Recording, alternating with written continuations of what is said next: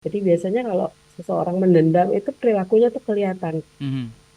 Iya Nah, iya iya. misalnya kalau di media mungkin lebih kepada jadi kayak ada eh, apa namanya ujarannya jadi penuh benci gitu Iya, kan ya, head ataupun speech, mhm. eh, eh, kemudian kalau misalnya di lingkungan sekitar gitu kan ya, kalau ada dendam tertentu kalau bisa nggak ketemu. Ah, iya iya, Jadi kayak misalnya menghindar, ada mau pertemuan atau rapat atau apa, oh, masih belum selesai nih urusan yang kemarin gitu kan ya.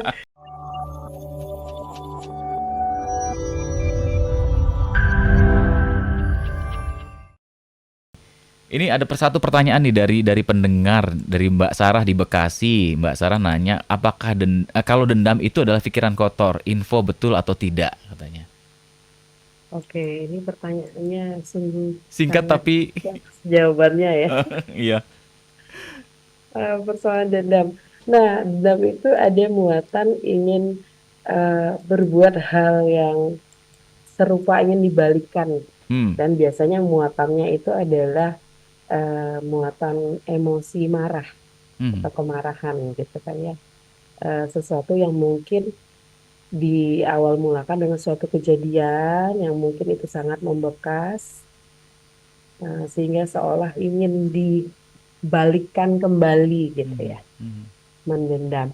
Nah, biasanya kalau sudah seperti ada perasaan marah yang dipendam sudah sangat lama dan sebesar itu perasaannya ya, intensitasnya dan juga waktunya durasi yang sangat lama dan itu hanya disimpan saja, Hmm. itu kemungkinan bisa tidak begitu baik untuk kesehatan kita. Hmm. Itu yang pertama, poin pertama seperti itu. Karena memang memendam sesuatu termasuk dendam ya. Hmm. Nah, itu memang emosi itu pada dasarnya sehat, Mas Yudi. Hmm. Kalau itu dalam kondisi yang wajar untuk kita rasakan.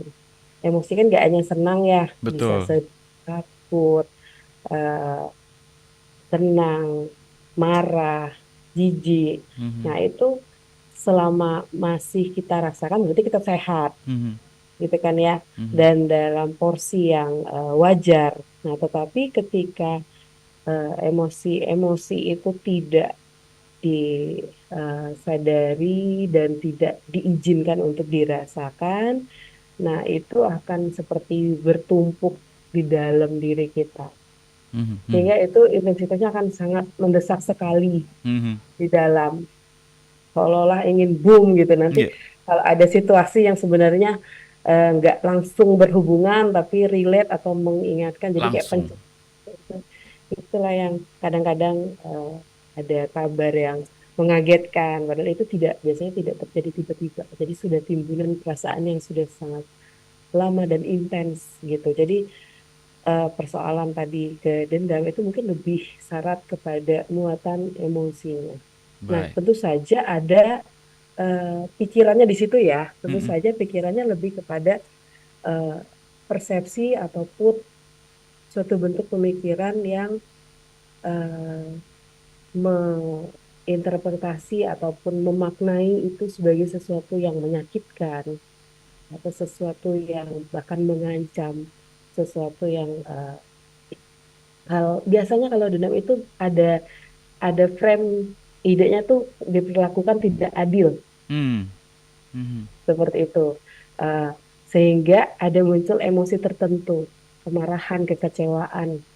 Ya, ya, Nah, ya. itu seperti itu. Baik. Jadi kait mengkaitnya tidak hanya pikiran, tetapi di situ ada muatan emosi atau Hmm. perasaan juga. Bahkan eh, sampai ke kecenderungan perilaku atau perilaku tertentu. Jadi biasanya kalau seseorang mendendam itu perilakunya tuh kelihatan. Hmm. Ya, Nah, ya, ya. misalnya kalau di media mungkin lebih kepada jadi kayak ada eh, apa namanya ujarannya jadi penuh benci gitu Iya, kan ya, head ataupun speech. Mhm. eh, eh, kemudian kalau misalnya di lingkungan sekitar gitu kan ya, kalau ada dendam tertentu kalau bisa nggak ketemu. Ah, iya iya, Jadi kayak misalnya menghindar, ada mau pertemuan atau rapat atau apa, oh, masih belum selesai nih urusan yang kemarin gitu kan ya. Kalau bisa nggak usah ketemu dulu.